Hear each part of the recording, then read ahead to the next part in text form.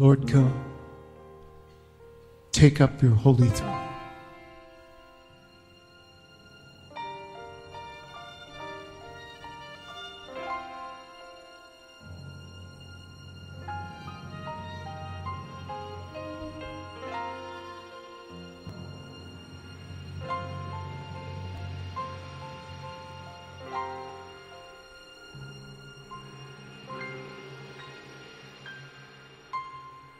Olá, queridos, amados do Senhor Jesus Cristo, queridos irmãos de Nova Aliança, do Grupo Mensagem do Pastor, do Púlpito. Muito boa tarde, queridos e amados irmãos que me acompanham pelo canal do YouTube. Último dia da semana, eu quero desejar a todos vocês um final de semana abençoadíssimo. É domingo do Dia da Mamãe, né? Quero desejar a todas as mamães uma grande bênção de Deus, renovando seus corações, renovando suas vidas, né? Trazendo muita alegria nesse dia, os filhos à volta, né? Se cumprindo a promessa de Deus, que a bênção seria para os filhos e os filhos dos filhos. Amém? Que Deus te abençoe, mamãe. Amados, eu estava contemplando mais uma coisa que me chamou a atenção. Sabe o que foi? Eu estava vendo um artista fazendo uma caricatura, né, de uma mulher que posava para ele diante dos olhos, né, ao vivo, assim, né, era um modelo. E o artista, ele debruçado sobre a tela de desenho, ele rabiscava traços, né, assim como que sem sentido, né? Eu observava, ele fazia círculos, de repente ele inclinava o giz para a direita, inclinava para a esquerda, e aos poucos uma imagem foi surgindo, e essa imagem definia, pelo menos, parecer ser o rosto de uma mulher. Eu achei aquilo fantástico. E ele me lembrou uma copiadora, né, que se move com a cabeça de gravação para lá e para cá, até transferir para o papel o modelo transmitido pelos sinais do computador, né?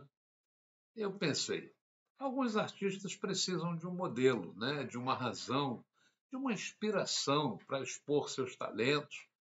E nós, seres comuns, às vezes, até mesmo sem características especiais, do que nós precisamos? Olha, nós precisamos todos de um paradigma, né? Eu lembrei dessa palavra. Paradigma é uma palavra com origem no grego que significa modelo, padrão, né? Paulo, ele disse lá na sua primeira carta, capítulo 11, creio, ele disse: "Sede meus imitadores, como também eu sou de Cristo", né? É um chamado bíblico para que as pessoas sigam o seu modelo de vida, que por sua vez seguia o exemplo de Cristo.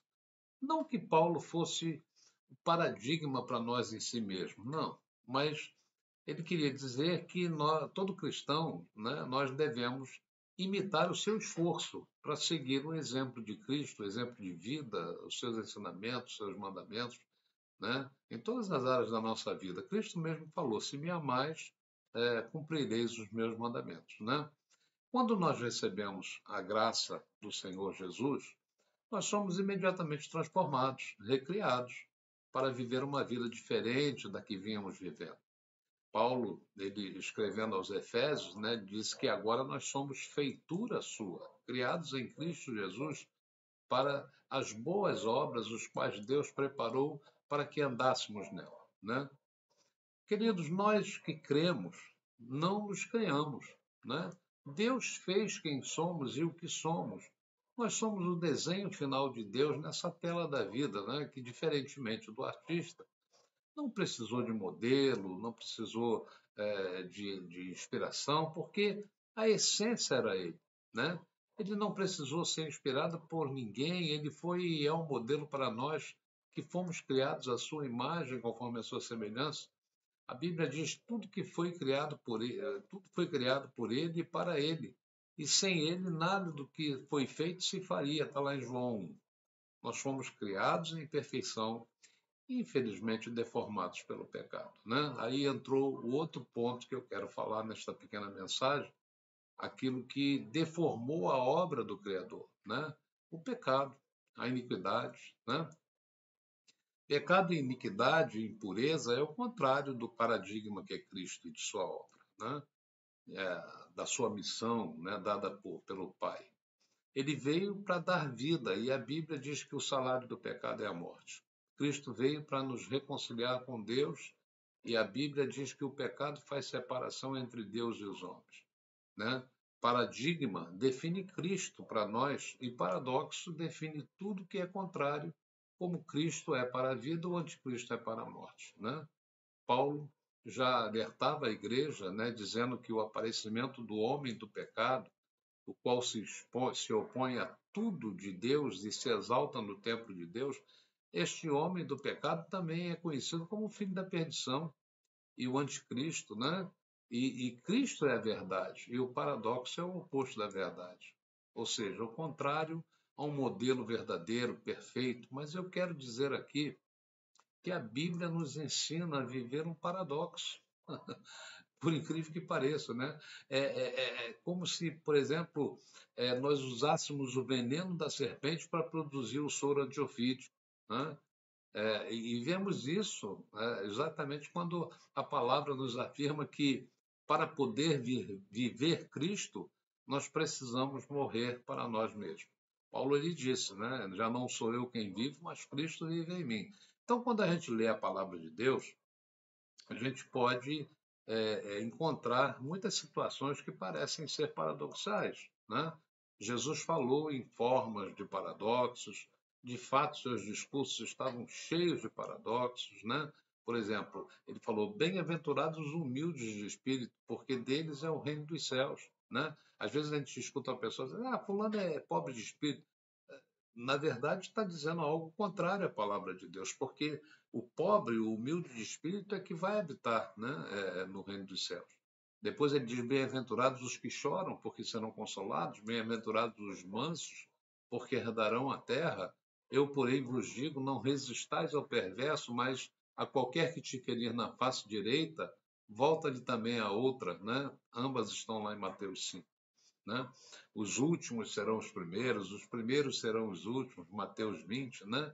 Quem quiser salvar a sua vida, perdê-la-á. Quem perder a sua vida por causa de mim e do Evangelho, salvá-la-á. Está em Marcos 8. Tudo o que se exalta será humilhado, mas o que se humilha será exaltado. Está em Lucas 18, né? Bem-aventurado é dar, né, do que receber, Atos 20. Mas olha, para mim, uma que eu tenho assim como mais importante paradoxo está registrado em João 3,16, conhecida de todos, né?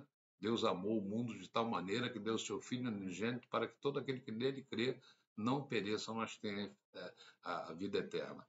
Lá nós encontramos um Deus de amor e vida que envia o seu próprio Filho, o único Filho, para morrer em nosso lugar por um crime que ele não cometeu. Então, irmãos, terminando esta mensagem, né, eu queria dizer, a linguagem de Deus, na linguagem de Deus, né, melhor dizendo, a palavra paradoxo, ela foi substituída pela palavra amor. Deus não vê paradoxo, ele vê oportunidades para a salvação, né? Assim foi, é e sempre será. Afinal, né, Deus vê desde o princípio, ele vê o fim. Ele não é paradoxal, ele é Deus, né? Ele conhece o fim, ele sabe os melhores caminhos, mas mesmo assim escolheu dar aos seus filhos o direito de escolha. O paradoxo que sobra para nós, queridos, hoje, os seres humanos, é resolver o dia da aceitação ou da negação. Esse é o nosso paradoxo, né? O nosso paradoxo diário. Escolher entre o bem e o mal, Deus e o mundo, e Deus quer a nossa salvação, né? O mundo quer a nossa destruição, a nossa perdição. A escolha é tua, a escolha é nossa. Amém? Um beijo no teu coração. Olha, registre esse canal, né, do YouTube, dê um like nessa mensagem, compartilhe ela com alguém, né, dê um toque no sininho para você receber uma nova mensagem, né? Que Deus te abençoe, viu? Que Deus te dê um coração totalmente recriado, né? Ao contrário desse modelo que é o mundo. E você viva feliz eternamente. Amém? Deus te abençoe em nome do Senhor Jesus.